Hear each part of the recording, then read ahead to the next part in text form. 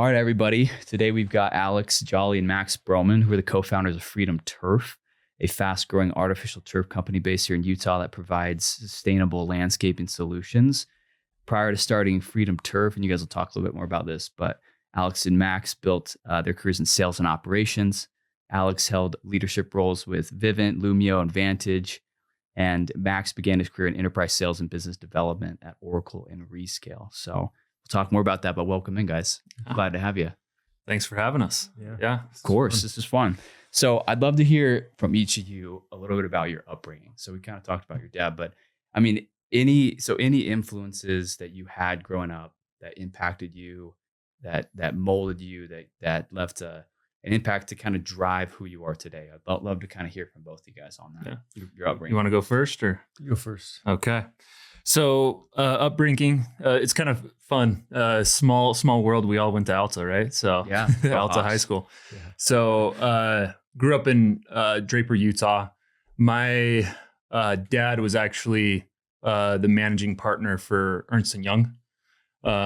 So he kind of went up the corporate ladder. He's really probably the most important mentor in my life. It's funny, now that we're in landscaping and everything, but not talking about the upbringing, but early on, my dad would have me just work can I swear on this? Sure, go ahead. Work my ass off out in the yard.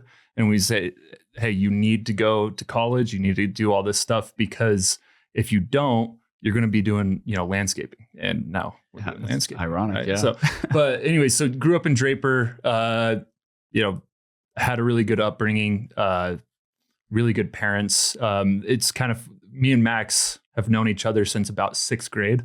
Wow. We were on the same Super League basketball team. Nice. And then going into high school, we got closer. His dad was in EY Entrepreneur of the Year, and my dad ran that program. So it's kind of weird. Like we just became friends because our dads were working together with that program. And yeah, that's kind of my upbringing, I guess, is just kind of regular kid from Draper. Yeah, there you go. And was there anyone, I mean, you mentioned your dad, whether it was him or family, that entrepreneur bug. Yeah. Was there anyone that kind of gave you that? So the biggest thing is like my dad, most of his career was doing mergers and acquisitions, right? So Skull Candy, Energy Solutions, Vivint, right? He got connected with a lot of these, fast growing companies. And that was like kind of his like little trophies. So he'd come home and tell me these crazy stories like Todd Peterson, right? How he started this and that he wouldn't wear a suit to the Entrepreneur of the Year award because, that's not his style, right? And it really inspired me. I really wanted to do something and create something because of those entrepreneurs that he talked about. He was full corporate ladder, right? Like, right. Stayed at Ernst & Young forever. But it was mostly those stories that he would tell me about that would really inspire me to like kind of think bigger. Yeah. Of like what's possible. Makes right. Sense. So makes sense. Max, how about you, man? Yeah, mine is also my dad. He's completely different than me. But as I've gotten older, I've learned to be more like him. But he was an entrepreneur, started a bunch of businesses. Most of them failed, but he kept going. And he got into this business early and ended up purchasing it like when they're only doing like a couple $1 million in revenue, from the owner who went on a Mormon mission. He was like a mission president. So he sold it to my dad, and I watched my dad scale that from, I think they were doing about $3 million a year to $150 million. It's insane. In I think it was like 7 years. It was pretty massive business. And I watched him work 80 plus hours a week. And even at the time, I remember just respecting him a lot, even though I got less time with him. And I really wanted that. And the difference between me and him, he's very stoic. You know him. He's very unemotional. I could never read my dad, which was always very frustrating. But I'm much more emotional. And so my upbringing was kind of crazy. I think I had a lot of privilege and awesome stuff, but I sort of sabotaged a lot of it with bad decisions and craziness and fights and chaos that I would bring into my life. Football was sort of my outlet that kept me out of getting in really serious trouble. And so I had this one mentor that was this super stoic kind of philosopher teacher that I didn't fully understand, but I just had this massive amount of respect for. My dad never yelled at me my entire childhood, but I was more scared of him than anybody else. So that kind of explains him in a nutshell. On the other side, I played football and had that outlet for sort of my intensity. My dad didn't understand me either. He's like, where did this like craziness come from? Like, it's not me at all. I don't know where it's from. Not only do I act different than all of my family, but I also look completely different. My brother works for us, and the first comment people make is they're really brothers? Like, he's got like black hair and green eyes. So does my dad. So we used to joke that I was like, got mixed up in the hospital or something. But the other mentors I had were some of my football coaches. And I'll go into a little bit later, but from the one side, I'd ask my dad for advice and I'd get sort of the, hey, I just got lucky, or I'd be like, Dad, what do I need to do to be successful? And he'd be like, just read books. I'd be like, well, that's dumb. Like, give me the raw details. How do I invest my money? He's like, what money? Oh, yeah, that's a good point. I don't have any money. And then I had these football coaches where I'd had a relatively simpleton life in Draper, which, it's kind of like that movie. I think it's called, anyways, it's like Perfect Town, right? Nothing crazy goes on there. And then I go off to college to play football in Hawaii, and I got treated really bad. And it was like a big shock. I remember, I can't really say what they said to me, but it was like really intense stuff. They don't let you down. You really have to prove yourself. And I walked on, which was especially gnarly. So they're like putting you in the corner outside to go lift and the equipment closet. Yeah, basically. Wow. And calling you names. And I remember like I went up to go practice against one of the starters, and I'm like, I'm going to prove myself. And he's like, get this POS out of here. He sucks. Like, he's an embarrassment. And I thought I'd been playing good. And it's like, I was like, dang, like what the heck why are they treating me like this? And now looking back, I'm really grateful for those coaches because they held a standard. It wasn't maybe the most, it was maybe a little toxic the way they did it, but you could never do that in the workplace. But it's created this sort of self-image in myself that I overcame that and was able to have success in college and gain their respect, and they started to treat me better. So I really had those two completely different mentors, toxic football coaches that I now respect and saw that they kind of were the bad person for the greater good. And then my dad that would never give me the full sauce and has always had me chasing for that. Yeah. So it's been interesting. Do you think, it sounds like that was intentional by your dad. Just to kind of let you figure it out. Do you think that helped you a lot? Yeah, a lot. One things that he's talked about in some podcasts that he's in and also to us is the Genghis Khan theory that like he built this empire and then all his kids just ruined it. And it's because he gave him all the stuff that he earned. And so their big philosophy ever since they started to have a lot of success, probably around the time I was like a sophomore in high school. And the first thing they told us, and they sort of overemphasized this maybe, but they're like, you guys are getting nothing, like nothing. You'll get some money to donate, but it's in a trust. You're not going to get any of this money. You got to go earn your own money. And Alex probably remembers me having like some issues with that. Like, oh, it's so messed up. I'm not going to get anything. And they were making me shop at Ross. And my other friends that, didn't have as much money were, had nice clothes, and I'd have to ask them for the $20 to go to lunch because my parents just, they made me earn everything. And now that's kind of the greatest gift that I've ever been given is they let me go figure myself out. And it probably would have been a lot easier to just give those things to their kid that they loved. And that's been his philosophy from the beginning. And it's really has been a big motivator for us. And he's helped mentor both Alex and I too. And it's been a similar experience where we'll ask him for advice and he's kind of just throws it back at us. Well, what do you guys think? Like you got to figure that out. That's part of the journey. When you fail, come back to me and we'll work out a solution. But he's let me fail a lot so that I could succeed in the long run. And I'm really grateful for that. That's awesome. Yeah. It takes a lot of discipline too, as a dad, to not want to give those things to your kids, right? Like, especially after you've worked so hard for it. So good for him for having that foresight. So you guys talked about your backgrounds. We'd love to hear a little bit about your thought process and the decisions you made coming out of college and high school. Yeah. Where do I start my career? How did you think about that?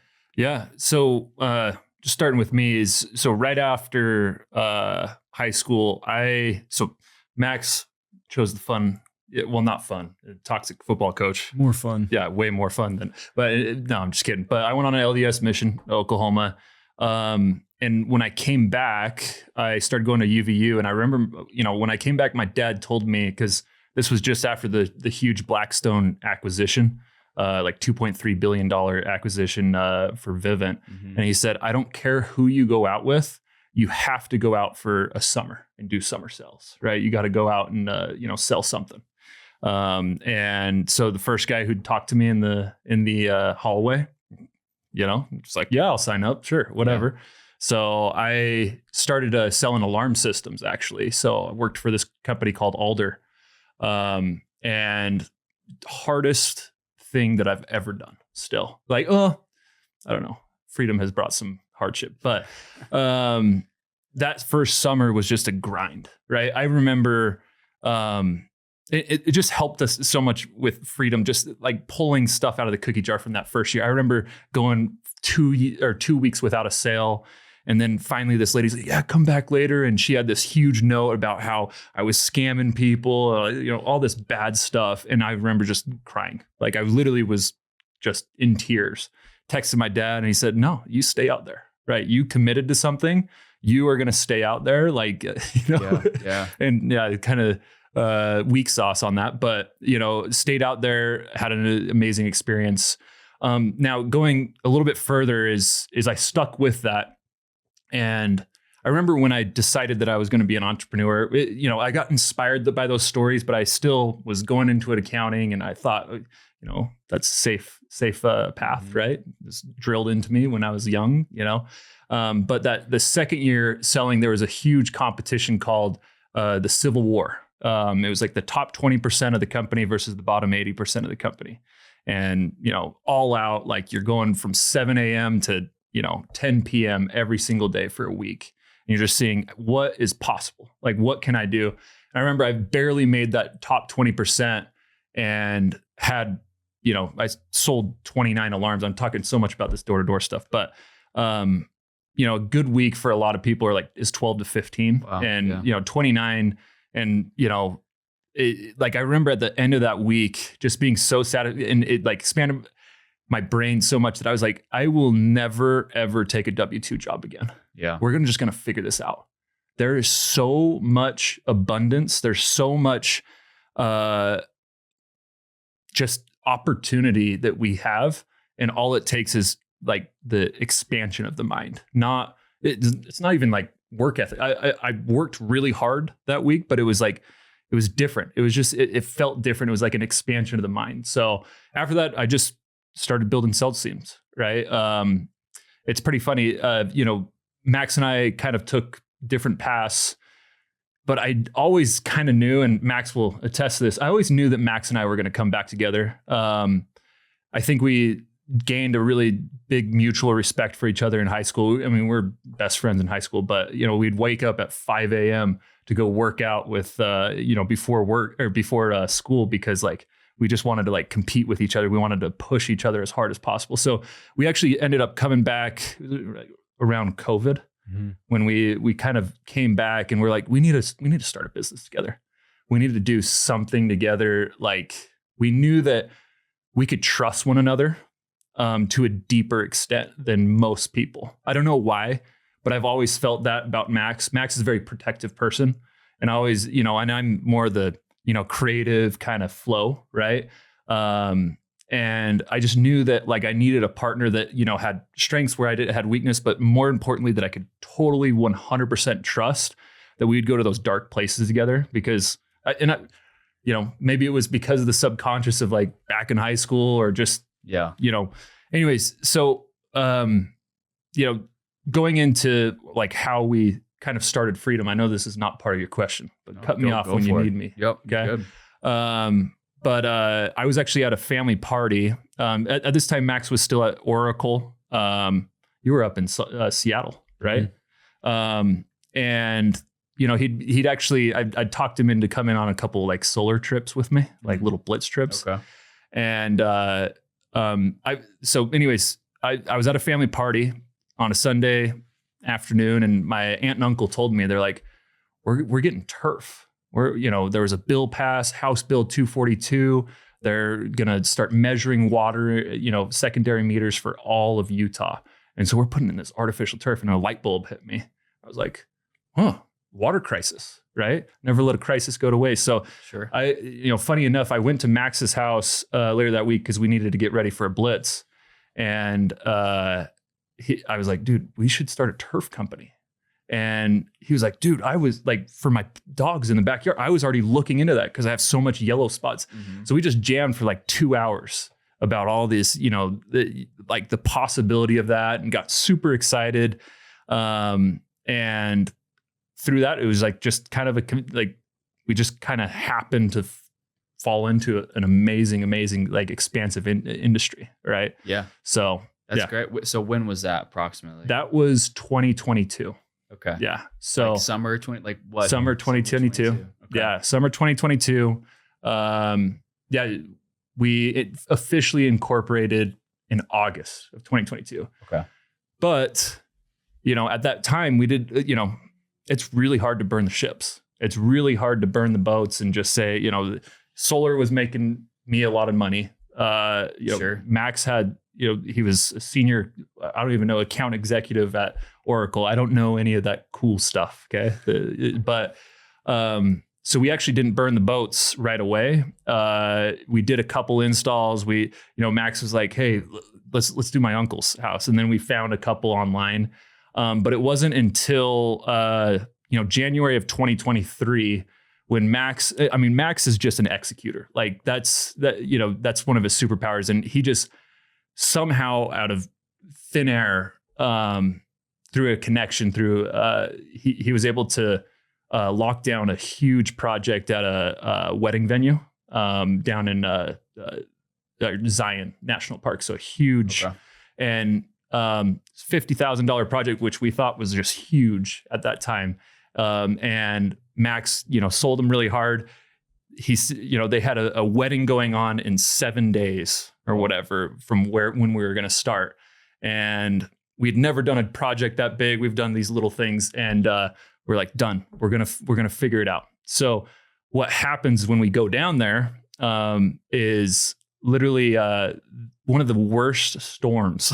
It was like flash flooding down there. So, it was washing out everything. We got washed out for 2 days of those 7 days. And, turf takes a lot. We're digging out 4 to 6 inches of the existing sod, replacing it with, some, road base and everything, compacting it. So we got stuck literally digging out about 18 inches of just muck. We would have to work until 1 a.m., 2 a.m. Because we knew that there was going to be a wedding on this, in a few days. And that was it was really, really tough. Everything that could go wrong went wrong, but we were resilient. We got that done, 7 p.m. on a Sunday, and they were running it on a Monday. Dang. Right. It was a little destination wedding. So anyways, with that was when me and Max were like, let's burn the bridge. If we could figure out that in that small of a time, let's burn the bridges. Let's burn the boats. Let's go all in on this, and let's just bet on ourselves. Right. Love it. So that's kind of Max. How about you? I mean, how was your background kind of leading up to this? How did that impact your decision to jump ship? Yeah. I'll skip some of the stuff for the sake of time, but before Freedom, I had, as Alex alluded to, been in tech. Worked my way up sort of from the bottom as a business development representative as a startup, doing cold calls, was a top performer at that company, Rescale, which was super fulfilling. I then pivoted to Oracle, which was a job that I loved. It was an awesome work-life balance. As most tech guys know, you've got a really good life there. And so within that job, I had an opportunity to move to Seattle and get a more senior position, doing high performance computer sales. So selling like cloud space essentially. during COVID, there was that. I don't even remember which one it was, but there's a canal that shut down because of a crash, and it blocked like a bunch of the computer chips that through AMD that we were using. And so we had like a 6 to 12 month delay on fulfilling the jobs that we'd sold. And it's already like a 12 to 18 month sell cycle. So they're basically like, hey, you're not going to get paid any commissions this year. And it was like, dang, like that's like, it's a pretty massive amount of money that I was going to miss out on that I had been expecting and was really excited about. And also Seattle is very expensive. So I talked to my manager, told him, hey, like this sucks. What am I supposed to do? Keep building your pipeline, do your thing. But I was like, well, like I have this opportunity to go sell solar. I'll still work during the day. He's like, yeah, I don't really care. You're fully remote. So I would go on these blitzes and work like super early in the morning until about 2 or 3. When Seattle's on Pacific time, these are in Texas. So I'd go work and then I would go sell solar at night. And it was just a freaking grind for 10 days. I ended up falling in love with that sell. It reminded me a lot of football. I like corporate sales and B2B. The strategic side of it's cool, but it doesn't have that kind of adrenaline-inducing feeling that you get selling to homeowners. So I missed that. And one thing led to another. I moved back to Utah. And that's when I was looking at turf and when Alex brought up all that stuff. And then, like he said, there was never really a defining moment when we're like, hey, we're going to like totally burn the ships. It sort of just continued to go. And, I believe if you believe that things happen for you, things will fall into place. And we've always had that mentality of freedom that we're just going to take big risks, not stupid risks, but when there's a good opportunity in front of us, we'll do a quick gut check, but we're going to take the opportunity and take the risk. And that was that winning venue. There's been many other, what I call Statue of David moments. That's not my term, by the way. But we use that a lot. And so after that big one, that was sort of a good reassurance that we were ready to move on to the next step and take on some more projects. So it was awesome.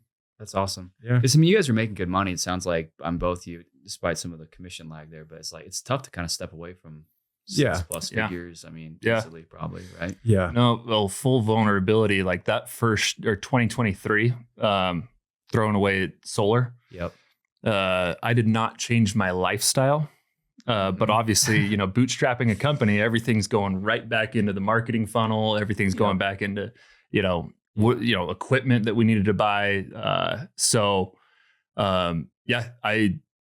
made, I don't know, $25,000, $30,000 that year, but did not change the lifestyle. Yeah. So it was not a fun few years. That is tough. Were you guys able to pay yourself? I mean, how long until you were able to take salary? We didn't understand like how cash flow works or P&L, to be honest. So we sort of just operated with the cash in the bank. And so we would pay ourselves and then realize like, oh, well, yeah, that doesn't all add up. And then you realize quickly as you're a growing company that it's very expensive to scale. So we did $2.1 million that year, which was just Alex and I running thumbtack ads essentially and knocking doors. In 23. Yeah, 23. Yeah.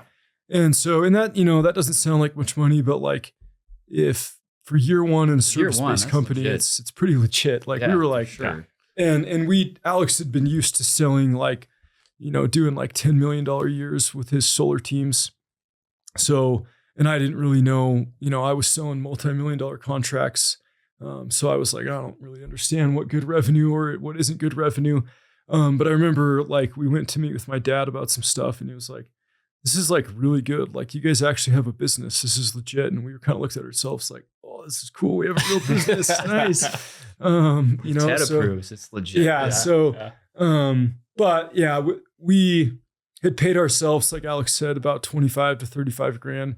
And something really bad happened at the end of that year that really sucked a lot of our profit out we'd made that much, but there was a big chunk of money that we were expecting that didn't come for a reason that really sucked and ended up being something that happened for us, but at the moment was terrible and is probably the reason that I can't talk very well. Should we share it? I think that was like a Yeah. Yeah. So we took on another statue of David moment. We like to do those. The moment we get comfortable, we kind of jump into the next thing, and it's like an addiction. I'm not sure if it's good or not, but we jumped into this massive, like, it was our first 6-figure project, and there was a big deck attached to it. We don't do decks. I was licensed, but I, like, in Utah, you can basically go get a B100 to build skyscrapers, but you don't actually have to have like the experience. Okay. So Wow. we took it on. We're like, look, we'll go find a sub. We found a sub. We vetted them out for what we thought was pretty good. I got like 15 different quotes. That's probably an exaggeration, maybe 5 different quotes. And found this guy. We really thought he was great. Things started out awesome. We did all the turf. The customer was super happy. And then we get to the deck and some weird stuff starts happening. Hey, my guys are sick for 2 weeks straight. They can't come. Okay, weird. Some guy finally shows up. I go talk to him. He's like, this guy's been working for me for X amount of years. The guy's like, I've just met this guy. I don't know who he is, whatever. When am I getting paid? So more and more stuff happened. And the crescendo, like, work was still getting done, but we got a red notice, which is like, hey, there's no permit on this project. So I go to this guy, and he's oddly like communicating with the customer too. Like he didn't just, like, I think we all know where this is going, but he didn't just screw us off the bat, which is kind of weird. We gave him a big deposit. He did do some work. He showed intent, and he'd been talking to the customer. But the final crescendo was after that was the customer showed me this news article about this guy that he had been doing title scams in Utah and was in court to, like, figure it out. And then they did another article about him. So that article had been out before we hired him, and I, like, did everything except for Google search, which is, like, so stupid. But, like, he had tons of reviews on his Thumbtack. He had tons of people that I talked to that vouched for him. It all ended up being fake. Wow. He disappeared, and he took a bunch of money from us. But the bigger issue was he actually did work that was atrocious, that, like, put the house at risk for some big issues. And so, super embarrassing moment. I remember being at Snowbird for my wife's birthday and this hitting me. And it just literally took, like, a piece of my soul out of my body. I feel like I've never quite gotten that back, but figured out this guy's a serial scammer. His name is Ryan Goodrich. You can look him up. I got to watch him go to jail later, which was kind of fulfilling. But he scammed a lot of people. But there was a moment where I called Alex in shambles, and I had been chasing him around that day, trying to, like, catch him at different places. I don't know what I was going to do, but was hoping that I'd figure it out and it would turn around. But I finally called Alex. I'm like, hey, like, here's the situation. It's really bad. I think I lost us like $60,000 that we don't have. And Alex's response was really what's kind of made me believe in him and stuck with him through hard times. Is he was like, he didn't even care. He was just like, oh, whatever, dude, let's make more money. And that was after he had only made $35,000. We had about another $40,000 in the bank that we were going to hope to pay ourselves to kind of catch up on some credit card bills. And Alex didn't even blink an eye. He just was like, whatever, dude, we'll sell more. Like, we'll figure it out. So we ended up having to get a loan that was really high interest to finish that job through the winter, and then we quickly learned that landscaping companies don't generate revenue in the winter. So we had no revenue, lost our little pocket of money, and we went like $100,000 in debt to finish this project and stay alive to eat, and just totally bet on ourselves on turning the ship around the next year. And we did. It was a really cool moment. The customer, we finished it for her and worked that out and built a beautiful project that we're proud of. And, that was kind of a not backing down moment that's really defined us for the rest of the time. And also taught us a lot of really hard lessons that have sort of built the structure for our systems. And it's made me very passionate about customer experience, and that will never make somebody feel the way that they made me feel, or that guy made me feel in that moment. And I think that's a big reason that we've had a lot of success, is that we really do care about our customers, and we've got raving reviews and raving fans because of that ethos that we learned sort of that first year. I love hearing those stories, because I think outside looking in, people see you guys or like the billboard or whatever. Like, oh, it just must be like up and to the right. Like this must be easy. But I mean, those are real stories that you got to get through. I think every entrepreneur, it's like has a moment like that. Maybe not as, I mean, I get it, dude. We've had with our business, like I'm sure that pit in your stomach was just so heavy at that time. But now that you guys have pushed through that, I mean, it's all for the better. And then having your partner to rely on and such a, good response from Alex, it's great, guys. No, it really taught me a huge lesson, because I probably would have gotten pretty mad at him. So that's funny. I did want to dive in a little bit, like, because talking about outside looking in, people probably seeing like, well, I'm just gonna go start a turf company, or like, how does that work? I think I'd love to hear kind of how do you put things together? How did you figure some of those first things out when you came up with the idea? You took 2 hours, like we should start a turf company. Like, how do you figure out where to buy turf? Like how to price a project? Where do you get subs from? Like, how did you put all that together and turn that into a business? Yeah. I'll take a crack at it. Yeah. Okay. So when we started, we had these huge dreams, right? I remember writing down 5-10 year plans, crazy ideas. Like, what if we did this? What if we did that? But nothing happens until execution happens. So I remember early on Max calling different turf companies of like, hey, can we just come sell for you? That was like our thing. It's like, hey, let's go sell for somebody. And then let's figure out, like, let's learn the industry. And then let's, start going. Right. They actually talked us into starting our installation company, which great. So that's awesome. So we hired a guy that was actually our turf salesman at the beginning. Do we pay him like $100 an hour to teach us how to install? And Max through how did you meet Morel? Oh yeah, kind of a crazy side story. But when I was in high school, my dad did these water projects. It's called Amigos of Honduras. He brought me there to Honduras. It was a really awesome experience for a kid from Utah to go there and see what life's like. And we'd go up to these mountain villages. We had a kind of a local handyman named Morel that was there, and Morel had just moved to the U.S., and the people that ran that program helped him get a political asylum and his papers for his family. And he'd been in the U.S. for probably like a month before, but spoke good English, super good worker. And so that all was another thing of just like things happen for you, right place, right time. That guy had just moved here.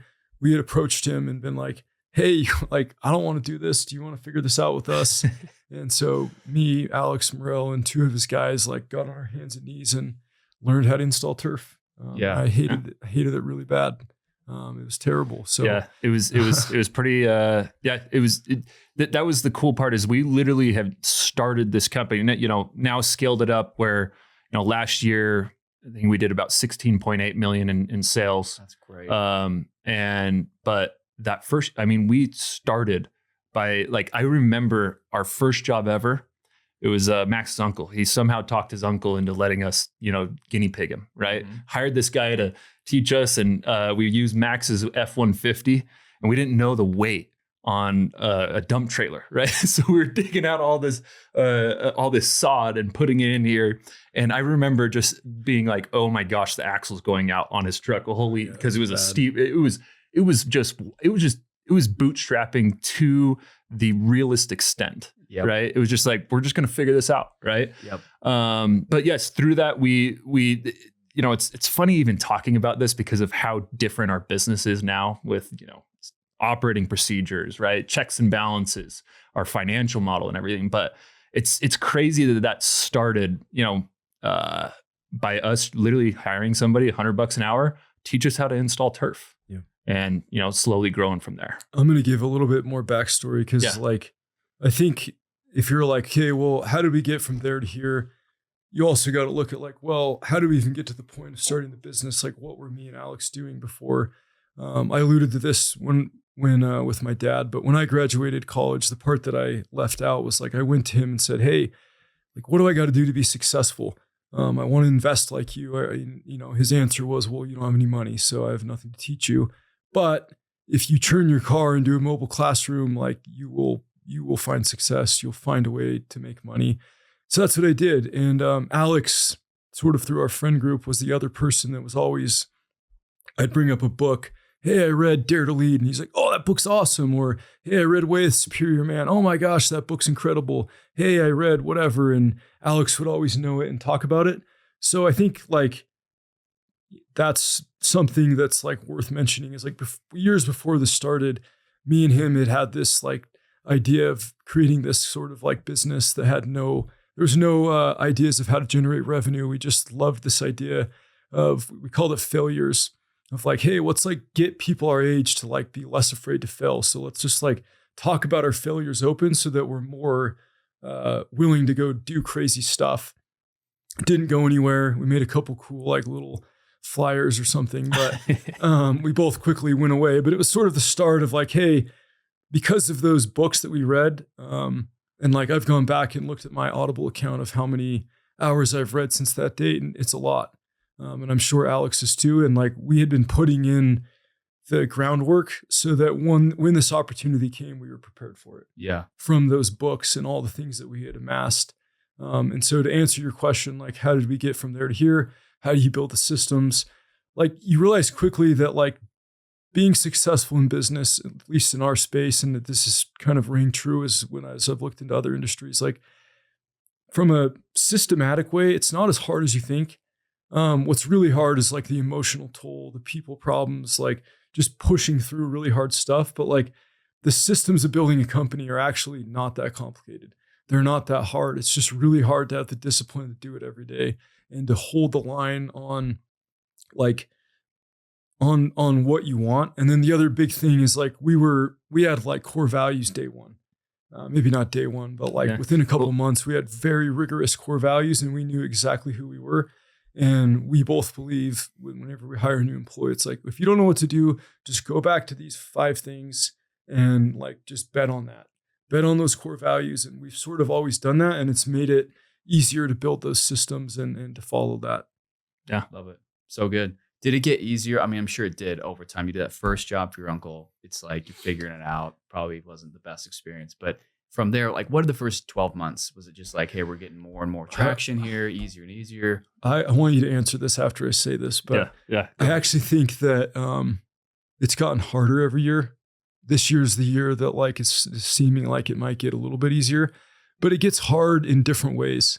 Like the first year was tough, but like also we didn't have like a bunch of risk. There was really no like, there was no real risk portfolio that we had put up to get the business going. And then like year 2 was when it was like extremely hard for me on operations to figure out how do I go from being a sales bro to running a $7 million landscaping company with a 5-star average across all these markets.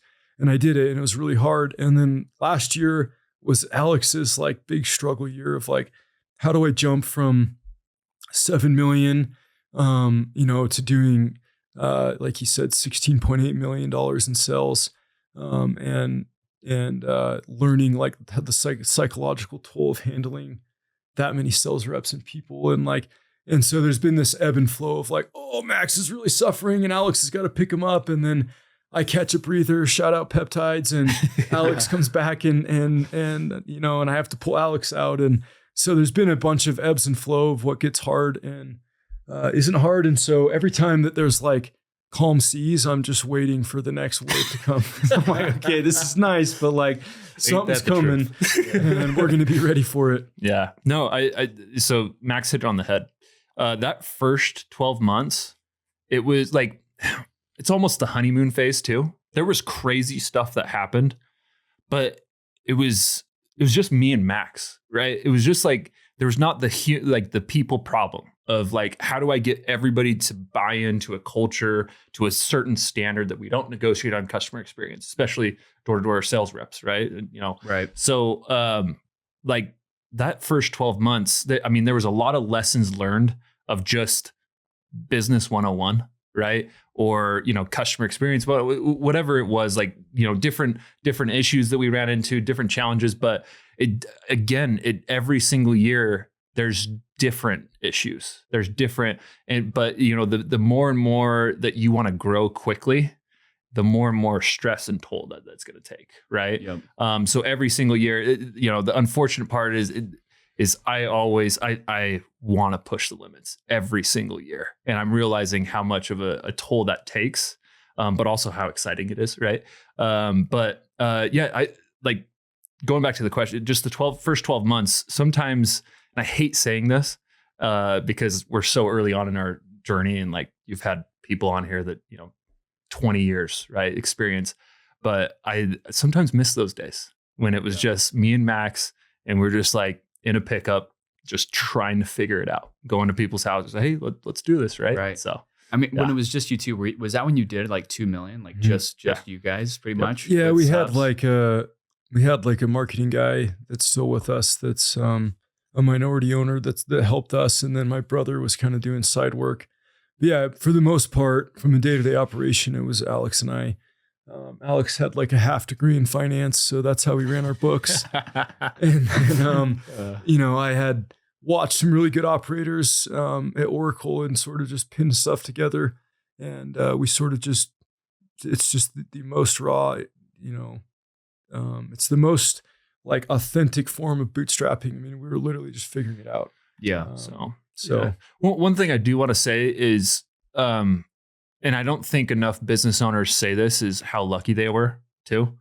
There was a lot of luck. There was a lot of people that came into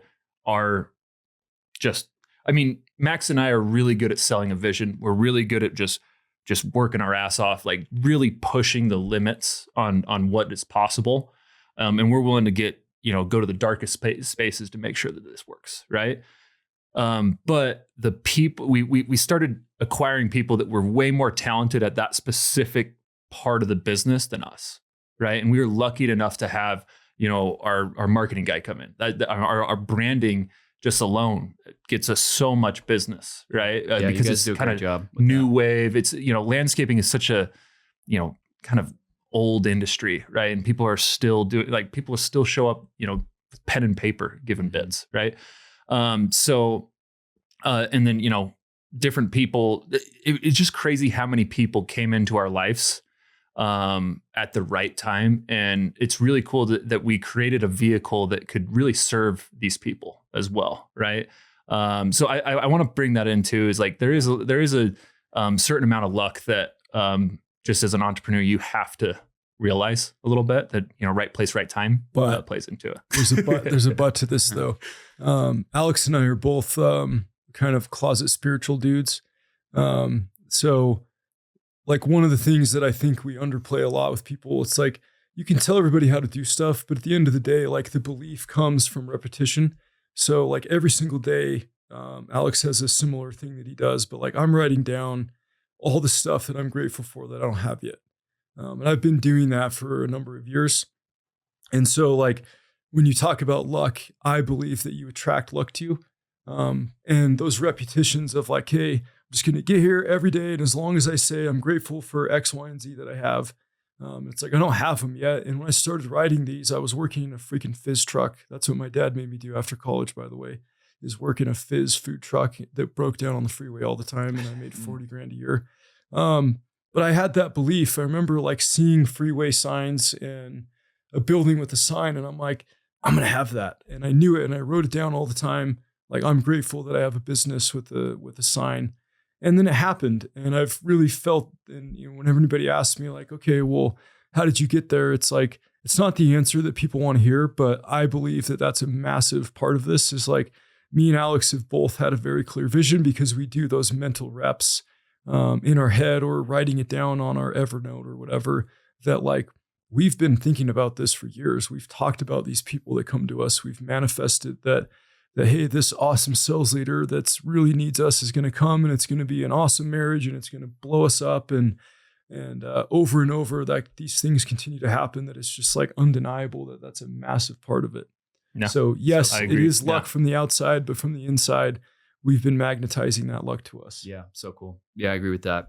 I did want to talk a little bit about like the business model for Turf and how you guys think about the economics, like the margins, average job cost, like, could you have kept doing 2 million a year, just you two, and made a great business out of it? Or was it like, we have to get to a certain scale before things start making sense?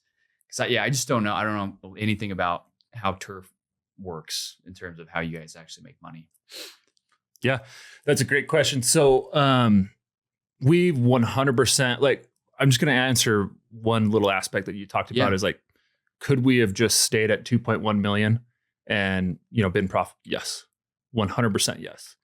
But the issue, not the issue, it's a really great thing, is Max and I, like he said, we have a vision. We know exactly where we're going. We know what we want in the next, 5-10 years out of this. So we're always going to push the limit, and it costs a ton of money to make that happen. Right. Yeah. So, most service-based companies have a net profit of about 8 to 12%. If they have higher than that, it's probably price gouging. Right. So, and with that, like, that's kind of like the economics behind it is, after all expenses, we want to have an 8 to 12% coming back to us. So the cool part with our business is, as it came on, like we just bootstrapped it for the first year, second year as well. We put a ton of money into marketing, but we didn't know exactly what was our return on ad spend. How much money did it cost to acquire a customer? And now down to, or today, and I don't want to share too much, right? Sure, yeah, but yeah. I know exactly what our lead, because most of it is actually digital marketing. I'd say 85% of our business is actually online marketing. Setting appointments through a call center through that. So I know that our lead to appointment needs to be above 20%. And even farther than that, our lead to reply lead, right, has to be 60%. And then all the way down to the percentages of what the close rate needs to be. So we know exactly what the acquisition cost of that customer is. And then, with that, then we know exactly what our, fixed expenses and the cool part with our business model, especially with us starting top of funnel online, is I can tell Max with almost exactness, if we have 200 leads come in, we need X amount of foremen because that's how many jobs are going to be popping in. Right. So that's how dialed we've gotten on the numbers. And it really just happened probably a little bit of last year and into this year. But yeah, operating model, 8 to 12% for a service-based company. But let me dive in a little more on that too. So, Freedom is an awesome sales company. Alex has done an exceptional job. I'm not taking away any of that. And Alex is actually pretty involved in operation, at least bigger decisions too. He's not the one that cracks the whip day to day, but he usually has the idea of how to do stuff. We are exceptionally dialed on operations. We're an operational machine. We're a data company. We have unit pricing on every single product, which is over 300 products in our software, that a rep can do a design, drop in that pricing, and it bids out the exact thing because we've got all these calculations on the back end. That's what's made us really powerful. And that's been the gap of why there hasn't been a democratization of this industry, is like, it's exceptionally hard to go scale these products. And the more you add, the more variations there are, the more checks and balances that are needed with customers. So we kind of, going around with luck, it's like we got here right when AI came and it started to get big. We've been able to utilize a lot of the tools around AI to sort of create more efficiencies in our systems. But like, every single dollar that goes in and out is accounted for at Freedom. You could say, hey, I could look at a project and we know exactly what we're going to make on that before day one. And then the other side of that is, yes, you can build a beautiful operating system that has all this stuff, but the other part of business is leverage. How do you gain healthy leverage over your people? I don't mind telling our people that. Like, my job is to say, how can I get leverage over our installers so that they never leave? Well, you give them a really good place that they can grow. You give them really good resources that make them happy. And then you have resources, or you have leverage to get them to do the things that you want. If you're a good steward and a good business owner, you'll never ask them to do things that hurt them. And if you continue to do that, you continue to scale your leverage that'll match that awesome operating system. And then you have what we have, which is almost 100% retention across the business with almost all employees. Even our sales reps, like, I can name on one hand how many sales reps have quit. Wow. we fired a bunch of people that didn't meet our standards. And usually them too, they'll probably watch this and be like, oh, I still love those guys. Like we really, really do take care of people, and we really, really, really care about them. And I think that leverage game has really been a big win for us of how do you gain leverage over people, but they kind of want you to have that leverage because it benefits them so much. Yeah. We just a thought that popped off too is talking about that leverage we bring the resources to our people, and we try to provide more value to those people, to the sales reps, right? But also to our installers, so that they want to stay on our platform. They want to stay here, right? And that's also what we're doing different in landscaping. If you go and look at, across the nation, there's not a project-based, and I know I'm probably going to get heat for this. There's probably is, but I'm going to claim, this is my hot take. Claim. Okay. There we go. It's a hot take. There is not a, project-based landscape company that's nationwide, right? Obviously turf is our main product, right? But we go out and we win the whole landscape project, right? There's not a project-based because it's so operationally difficult to scale, because what Max was saying, there's 300 plus different products. And, how do you teach sales reps that? How do you maintain really good quality with our installation teams, right? Right. And so that's kind of what we've hacked, is a systemization of that, where we can take, a price book and we can implement it into our software, and it spewts out a bid. The sales rep can focus on selling versus like all the other crap that has to happen on the job site. And then all the way down to the T of like our installers, they have to, the whoever's the crew lead there has to upload every 15 to 30 minutes a photo, like just general photos of what's going on the job site, to ensure quality for every single one of our customers. Wow. Right. That's awesome. And I blame that on Max's meticulousness. It's kind of annoying sometimes, but it's awesome. It makes sure that we don't negotiate on the end customer experience, but we also provide massive amount of value for our install teams, that they always know that, they're going to have a job. But then for our sales reps, with our marketing, with, just different types of resources that we give them. And frankly, because it's really hard to find out and figure out this operating model in landscaping, project-based landscaping. To sum that all up, our vision with our model and our platform is that we want to curate safety. So we want to create systems and leverage and a business that provides safety to our three customers, which is the homeowners, the entrepreneur sales reps, and then our installation crews, that they can show up to work today. People just want to know what to expect.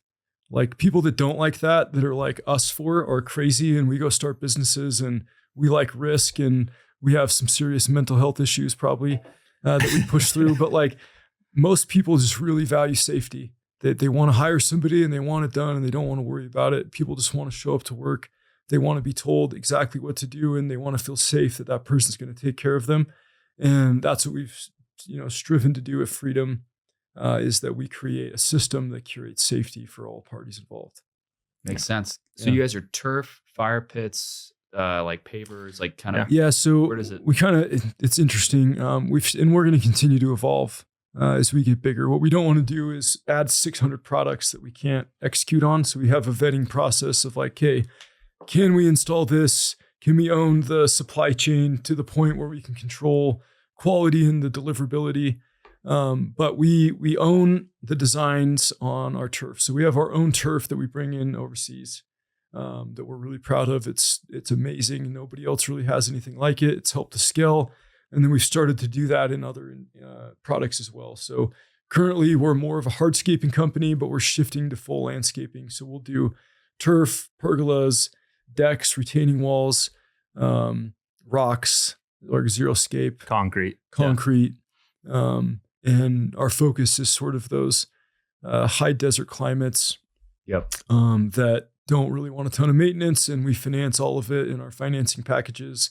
And they can get a super beautiful yard that's very low maintenance. And then also low maintenance also equals a low repair rate, which helps us be more profitable and keep our prices competitive. Yeah. So cool. Yeah. That's exciting, guys. So 16 million-ish on 2020, 2025? Yep. Yep. So yeah, what are your guys' goals? I mean, what's 5 to 10 years look like? Yeah. So this year, our big goal is 26 million in revenue in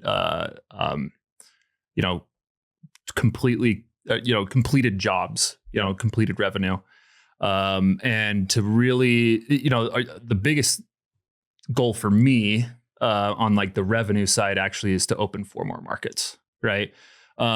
We are going to chase this. We are going to chase a nationwide type of brand for turf and landscaping.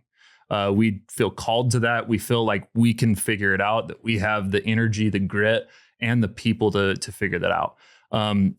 We have a big goal in 2030 that we're going to grow this puppy up to $118 million in revenue that year. Right. So it's just taking, like, you probably read the book, Nail It, Then Scale It. Mm-hmm. We finally nailed it. Right. We have the operating model. We have the data set. We know what we're reading everywhere. And now it's, how do we open a market and how quickly can we make that market, number one, with momentum, but also profitable. Right. And how are you guys opening up new markets? Is it you're putting in a branch manager with some equity in that branch and kind of get them incentivized with franchising, or is it? We've got like a package that we've put together that's like, hey, this is exactly the budget that we need to open a market. We use our financials to see if we can afford that or if we need to bring in debt. But really, it comes down to the marketing. We know that if we can generate healthy leads and they convert to appointments, that we will absolutely be able to generate revenue. And then the operations, it's like you can prepare as much as you want, but companies that over-prepare usually go under because they just over-prepare. So we've got that package where we can quickly scale up operations to our standards within about a month of selling jobs. Wow. We'll go sell jobs. We'll get all our compliance stuff in place. And then we just launch. And we know exactly what we need to do that and have success. And we've done it successfully in multiple markets. Yeah. And to talk to we are fully in-house, in every single market. We're going to retain that. Yeah. But like what Max said, we have a certain budget and we have that allocated. But the most important part is if we can create appointments, right? Qualified appointments in that market, we know that we can go there. I can teach the sales reps exactly what our straight line process is. And then we have amazing people. Our manager of construction is one of my favorite people in our entire company. He's installed turf for 12 plus years. He can go out there and train the crews on exactly the freedom standard of what we're trying to create. Yeah. And we sort of use Chick-fil-A as a standard. Alex loves this one, but every time he goes to Chick-fil-A, I get some weird texts. Dude, calling at the line is so good. He said all the right things on the operating model. I think the Alex operating has read model that like 20 times. Wild. Well, the operating model of Chick-fil-A, like where they have such good systems and process, it's like, it gets me excited every time I go there and I say thank you and they say my pleasure. That's how good their standard operating procedures are. So we are going to be the Chick-fil-A of landscape. Love it. Right? We're going to make it where if you're in California or you're in Long Island, New York, you're going to get the exact same quality and experience from Freedom, no matter where you're at. Right? So good. So love that. Yeah. That's amazing, guys. Well, huge goals and excited for you guys. Okay. Excited for you guys. That's awesome. And I know we're flying through time here. It's been good. Yeah. Apologize. We're both we love. No, this is great. We love talking about this. So yeah. I mean, yeah. So if you guys had any advice for someone looking to start their own business, I mean, it's kind of generic. We've talked a lot about, tidbits here and there, but if someone, was coming out of the sales industry or doing pest or wanted to do something on their own in the services space, is there any advice you give for them starting from scratch? Like, hey, maybe it's not turf, but maybe it's pest, or maybe they're doing solar, or they're doing whatever it is in the services space. If you're not a sales rep, don't start a business till you learn how to do sales. That's probably my biggest piece of advice. If you know how to sell and generate revenue, like there is people that can come and figure stuff out. But at the same time, you have to be patient for that revenue. So many people, and we've seen a couple other companies in our space come in and burn out really quick and hurt a lot of people, like really, really bad. And it's because they went in and they just blew up this massive amount of revenue and they didn't take the operation seriously. So, there's years where we missed $1 or $2 million of our goal, but it was somewhat intentional. Where me and him had to have a serious talk and say, hey, like our customers are starting to get frustrated. We're too far behind. We can't push this more. We got to shut off our ads. And it's like, oh, it sucks. Mm-hmm. But it builds the roots for a good foundation. And so I think like what a lot of people don't realize, we thought we'd come in here and get this massive in 5 years. And now we're like, oh, it'd be cool if we could do it in 10 years. Like time is sort of different once you start the business. You need to go in with the intent of building a really profitable business that you could work on the rest of your life and be happy, and wait for somebody to come buy that. If you build a business to try to sell it, like you're not going to be happy, it's not going to work, and it's probably going to go out of business because you're not going to do things the right way. So my advice would be learn how to sell and then build a business to keep it. And if somebody buys it from you, that's great. Yeah. But you shouldn't build it just to sell. Yeah. That's great. This is funny that you bring this up because I, go to lunch with a lot of my buddies that, have massive teams around, the industry or, through services industries on the sales side. And every single one of them has this, like, I'm going to start something. They know more about business than me. I even tell them sometimes because they study it. They almost overstudy and get analysis paralysis, and then they stay complacent. They stay comfortable. So what I'd say is learn as much as humanly possible, but don't let that stop you from just sending it. Like, to be honest, like all of us are here because we just decided one day that we were going to send it and we're going to figure it out. Right. And that's what business is. It's an LLC that you set up, has a checking account, and you just figure out how to get money in there and provide value to that person. That's all business is. It's not all this crazy stuff. You just figure out how to get money in and provide value to that customer. That's it. So stop overcomplicating it. Don't get analysis paralysis and just send it. Love it. Burn the bridges. So good. Yeah. Last couple questions. You guys mentioned some habits you have with reading, but is there anything else you guys are doing daily, monthly, like goal setting, reading, rituals that you feel like have been high impact? Yeah. I've really had to focus on my health the last year. I really burned myself out. After I had my daughter, I had a lot of health issues. I was getting sick like every other week, thought that I had cancer. That's probably what most people think when they feel like crap now, but went in and learned a lot about biohacking, and I've really sort of biohacked myself back into health. And I've realized, like, when you start a business, like, it's what it really takes from you is like, if you don't do stuff the right way in your personal life, like you're going to pay for your success with your health and years off your life. And me and him both saw that, like we got super inflamed and swollen and sick. And it's like, you just can't go 24/7. You can't work 90 hours a week nonstop for 3 years without consequences. So the key is to have really good regimented systems with yourself that you do on a daily basis, the food you eat, the type of supplements that you put in your body, your workout plans, like, and also having space for your family and things that you love.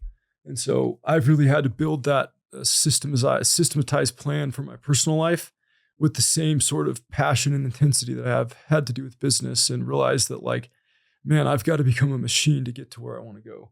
And that's been the biggest learning curve for me, is like, you can't get through this with just sheer will. You just can't do it. You'll die, like, straight up. Yeah. You've got to have some type of system that you do. And I could go into details about what it is, but it's not that hard. It's different for everybody. You just got to have something that keeps you aligned and grounded. Mm-hmm. And so that's my advice. Yeah. No, I mean, quiet time, right? Just like, because, we have such busy lives, kids, wife, all the business, like, 90 plus hours a week. Right. But sometimes you just need like some quiet time away from your phone, and so that's what I've been kind of focusing on, is like, when can I find my quiet time? Is that in the car? Is that like, I got to wake up an hour earlier? That's kind of my thing, is like, I can have some quiet during it, like where just nothing's going on, right? If I wake up just an hour earlier, right? Yeah. So That's great. Yeah. Last question. You guys think about success. How have you measured success? I mean, there's a lot of ways you can think about success in life, but what's most important for you right now in defining that? I love that. So money is important to me. I'm not going to lie about that. Like that's a huge motivator to working hard. And the reason for that is peace. I want to feel peaceful. But if you really dug into it of like, hey, well, like, what do I define success by? What matters for me is I look at our company and I see about 5 or 6 people that came to us that were somewhat broken or misled of where they're going. And I tell our team this a lot. There's a book, I mentioned it earlier, The Way of the Superior Man. Like leaders have conviction because they have conviction of where they want to go and what their mission is. A lot of people don't have that. They don't know what they want. They feel lost. They're sort of just floating around. If you can grab those people and you can put them in a system that helps them find their mission, it is the most satisfying thing you could ever do in your life as a man. And so for me, my measuring stick of success is how many people can I put on their mission where they're feeling aligned, they're feeling successful, and they're trending towards a path that they weren't before because of what we've built. And, reading and other stuff helped me find that path. And I've seen it with about 5 or 6 people at our business. And it's been extremely gratifying, and I want to find more of those and create those experiences for those people. Yeah, the weird part is what popped into my head right when you said that about defining success. It was exactly that. It was like, how many people has your business impacted in not only the business life, not in their professional life, but also their personal life, right? Is how much have they grown? And that's like the most gratifying thing. Like if I could just do that for the rest of, eternity, if just like helping people find, successful habits or, change their lives for the better. That's the measure of success right there. Yeah, right. Love it. Yeah. Well, really excited for you guys. I'm rooting for you. It's awesome to hear your story and really appreciate your time. And I'm sure we'll see more and more billboards pop up. Yeah. Bring us back once we hit 50 million so we can prove it. I'm sure it'll be sooner than later. That's Yes, exciting, sir. guys. Thanks for the time. Thanks.